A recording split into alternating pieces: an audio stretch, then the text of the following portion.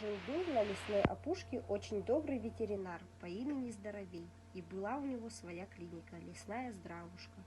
В эту клинику на лечение приходили все лесные обитатели, и вот один день из этой клиники.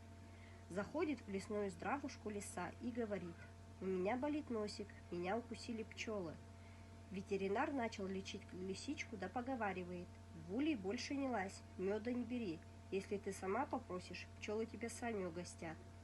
После лисички пришел волк, зубами щелк, весь трясется и хромает, да говорит: «Вот иду я себе иду, и откуда ни возьмись медведь. Он как зарычит, и за мной он как побежит, вот убегая от него, я поранил лапку, вылечите вы меня».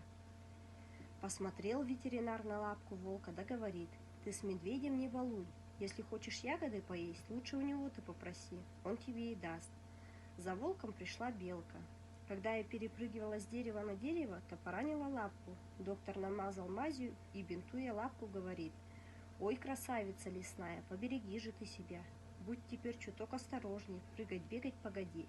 Бегалочка погибала головой и, сказав спасибо, поковыляла к себе домой. Так и проходил день. Все лесные жители очень любили доктора Здоровее, ведь он заботился о них и учил жить дружно.